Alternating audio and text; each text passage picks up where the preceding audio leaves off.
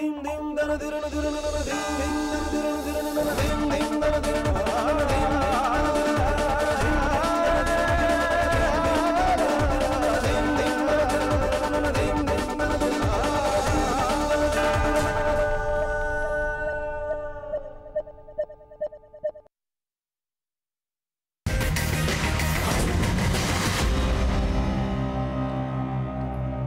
evening, ladies and gentlemen.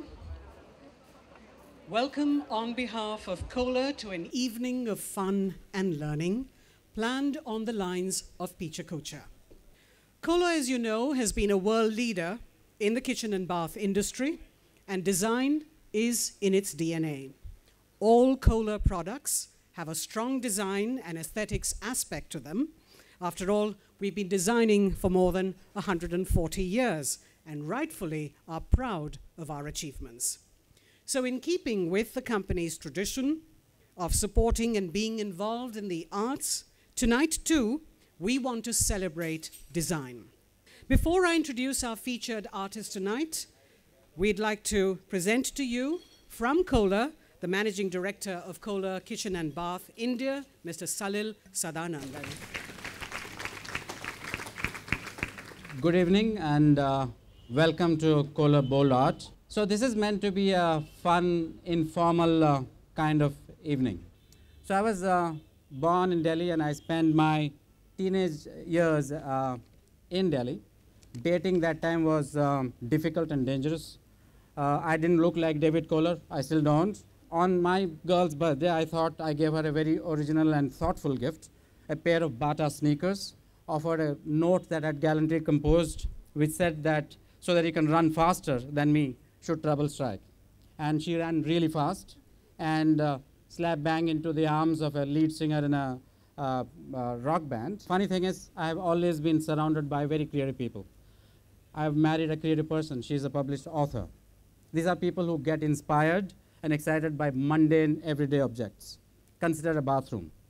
For me, it's a very functional space. The first time I ever got excited by a toilet was when I saw this product called Numi, a toilet that could warm your bottom.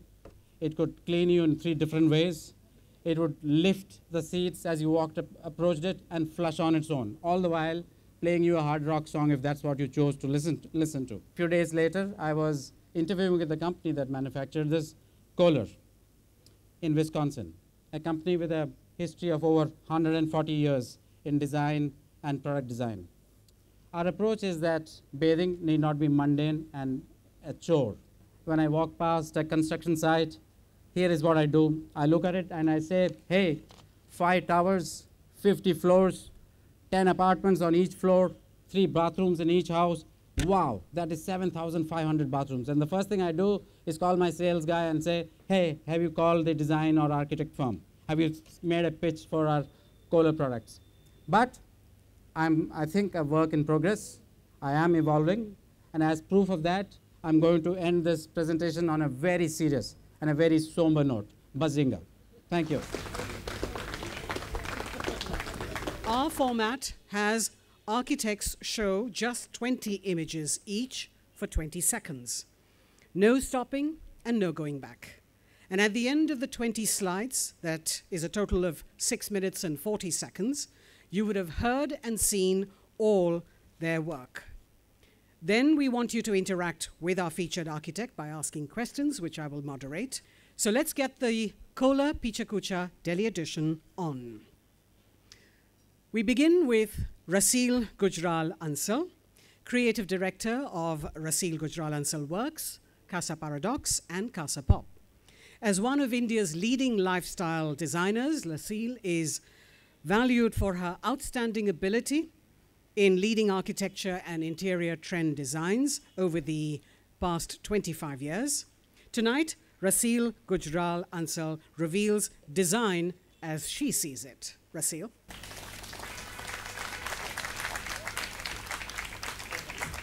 What do I have to say? I mean, I'm born into, like Kohler, design is in my DNA. The family I come from, not only my mother tongue, but my birth religion is art and aesthetics. There's no medium, there's no canvas that's large enough There's no medium or canvas or product that's small enough. Everything sings in one big whole. And a picture speaks louder than 1,000 words. So, for a visual junkie, there's nothing like a visual presentation. Hopefully, you'll see design as I see it.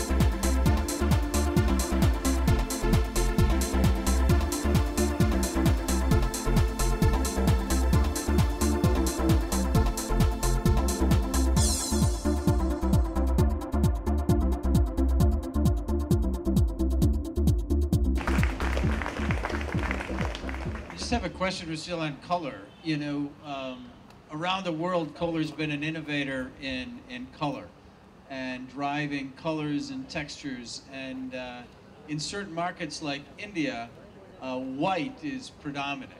And do you see an interest in plumbing products in the future for bold colors or beautiful, warm neutrals, but any other color instead of white? Do you think that could be another trend? See, India and the Indian consumer is right now, I feel, still getting comfortable with being international. They haven't really sort of shown their true colors. They have acquired new skin, and the skin is white, because white is safe, white is international, and you're really not rocking any boat. So white is good. You know, you can do other stuff, but white will stay. So I think as you get more confident, you get more bold. Our second presenter is Amrish Arora, the founder and design principal at Studio Lotus. Amrish began his career as a boat designer and fabricator for 4 years before moving to spatial design. Subsequently, he worked on diverse projects in museums, exhibitions, and cinema, before setting up Studio Lotus in 2002, along with Siddharth Talwar and Ankur Choksi. Amrish?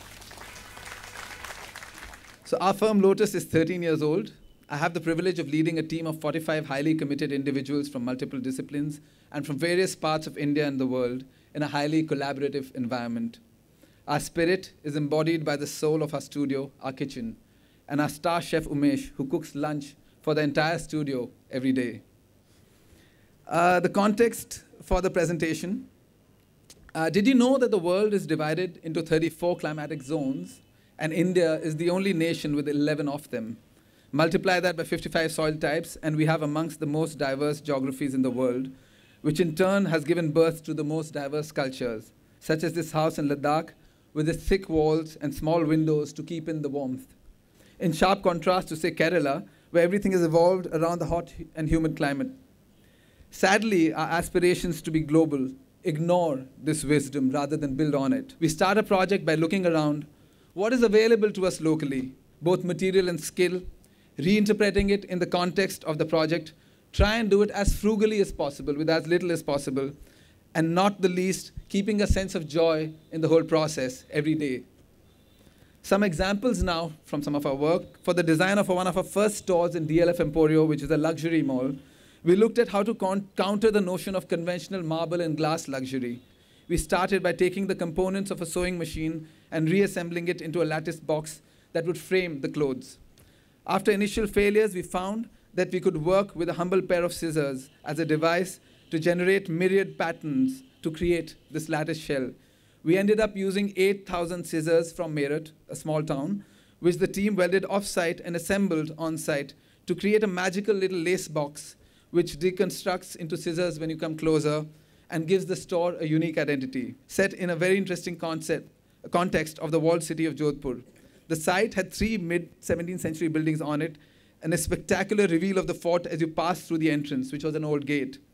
We set ourselves a parameter of using only local materials and skills to generate a sense of luxury for this $300 or $400 a night hotel. The primary challenge was to fit in 40 rooms in this narrow, odd-shaped site of an acre and a half, such that all the rooms had a view to the fort. Local chitta stone was used as the primary building block for both architecture and interiors. The new buildings are a contemporary interpretation of a jharokha, with all glass shielded from direct sun, giving the buildings a unique identity, contrasting with the 3 traditional buildings at site. The fort-facing stone shutters of 400 kilos have been locally engineered to fold open and close for privacy and views. We recently finished the museum store and Cafe Lota at the Crafts Museum. This humble intervention utilizes bamboo and metal to create a framework that ties the space between the shop and the boundary wall and renders it with a dappled light that mimics the trees overhead. I'd like to end with this beautiful image that for me captures the continuum of all thought and life, because we only build on what has been before us. Never was there a time when I did not exist, nor you, nor all these kings, nor in the future shall any of us cease to be. Thank you.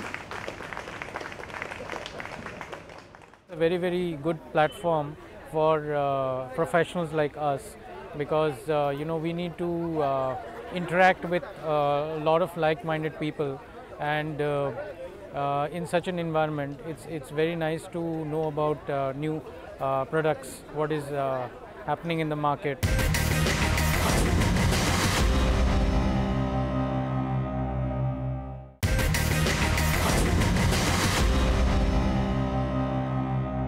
Next is Sanjay Wadhwa, Director and Principal, SWBI Architects.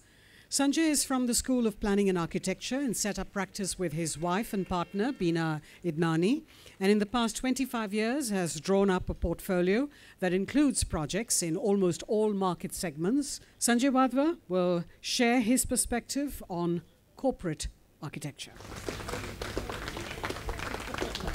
My conversation today is going to be an effort to give you all a little glimpse of our professional universe of corporate architecture. We started our practice earlier in the day, back in the day, in the 80s, with several design competitions, winning quite a few of them, some of them for government bodies. However, only one, which was an office campus for a building in Bhopal for MP Urja Vikas Nigam, got translated into a built project. There has been a huge learning curve involved for me and my colleagues through this journey. To begin with, design is no longer a stylistic or even a functional response from the principal architect sensibilities.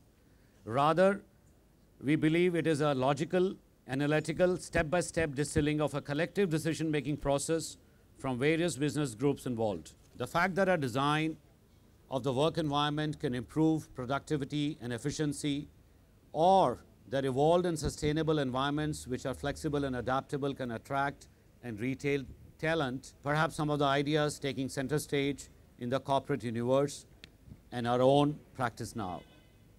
We are very excited to be part of this changing universe, which what you see through trying to keep pace with the Gen Y and the Gen Z and their endless array of apps. Thank you, ladies and gentlemen. Ritu Bhatia Claire, Managing Director, Total Integrated Design. Ritu began and later developed and promoted the India office of TID International in January 1995 and handled design coordination between clients and senior designers at the head office in Singapore. Ritu will now explain how design defines spaces. Ritu? I'll start with some residential project that we have done internationally. This is the Kiran residence, named Kiran, in Bali. And as you see here, we have connected with nature, interiors and exteriors. You see the inside of the home and how it connects with the view outside. Coming to hospitality, which is our speciality, this is the Ibis Bencoolen in Singapore. In hospitality, it's all about people. there's a flow of space. There are no walls. The only wall